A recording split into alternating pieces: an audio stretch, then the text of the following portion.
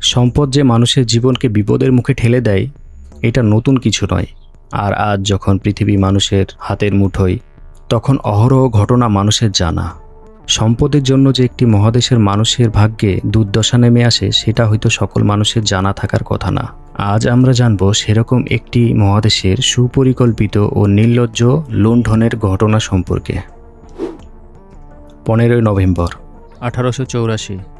জার্মানির বার্লিন শহর কনকনে শীতে তুষারে ঢেকে গেছে চারদিকের রাস্তাঘাট আর ঘরবাড়ি। হঠাৎ বিকেলে বিভিন্ন দেশের কূটনীতিকরা দামি কোট, সিল্কের কালো টুপি আর হাতে সিল্কের গ্লাভস পরে আসতে শুরু করে জার্মানির চ্যান্সেলর অটো ভন বিসমার্কের রাজকীয় প্রাসাদের একটি উষ্ণ হলরুমে এসে জড়ো হয়েছিল। কারণ বিসমার্ক একটি কনফারেন্স আয়োজন করেছিলেন।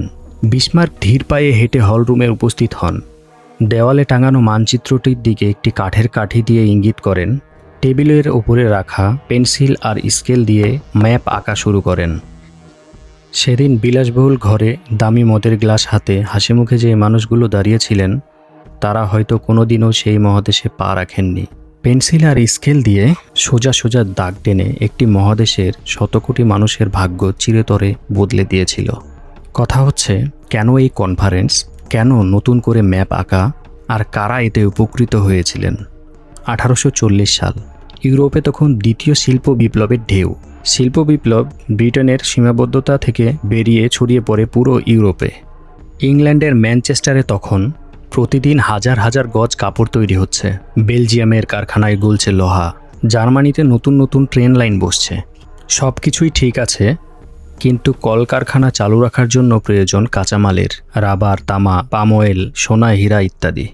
আর এই কাঁচামালের জন্যই আফ্রিকার মানুষের কপাল পুড়েছিল, যার ফল আফ্রিকার মানুষ আজও ভোগ করছে। কিন্তু কেন আফ্রিকার মানুষের ভাগ্যে দুর্দশা নেমে এসেছিল? কেনই বা তারা এর ফল এখনও বহন করছে?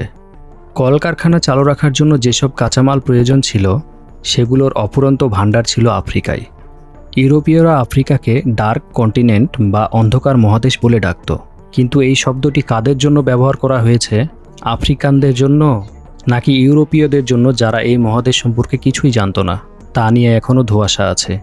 1870 সালে আফ্রিকার প্রায় 10% ইউরোপীয়দের দখলে ছিল, কিন্তু 1914 সালে ছবিটা পুরো উল্টে যায়।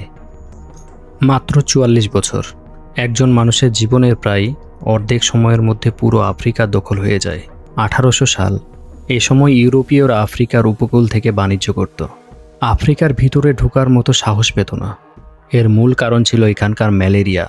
এই রোগে ইউরোপীয়দের 3 জনের মধ্যে একজন মারা যেত। এ কারণে আফ্রিকাকে হোয়াইট ম্যানস গ্রেভ বা শ্বেতাঙ্গদের কবরস্থান বলা হয়। কিন্তু এই সমস্যার সমাধান হয়ে যায় 1954 সালের কুইনাইন আবিষ্কারের ফলে।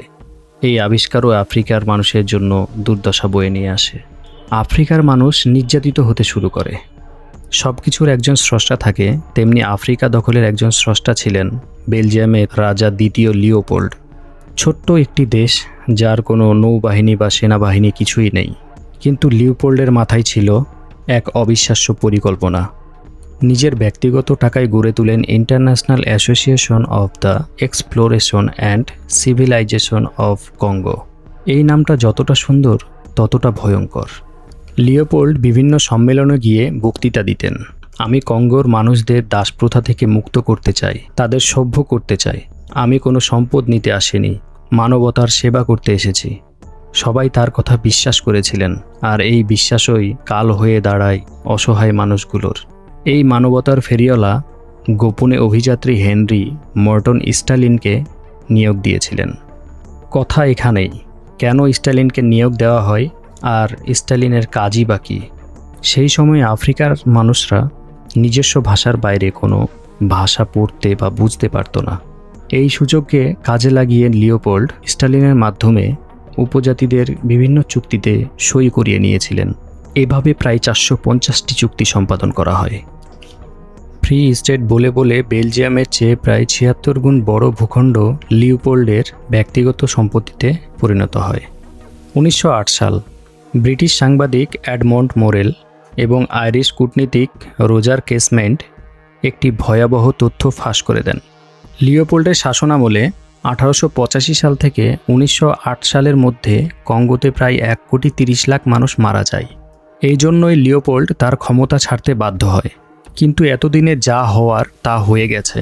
লিওপোল্ডের কর্মকাণ্ড সবার কাছে ফাঁস হয়ে যায়, আর বিভিন্ন ইউরোপীয় দেশ আফ্রিকা দখলের জন্য হুমড়ি খেয়ে পড়ে।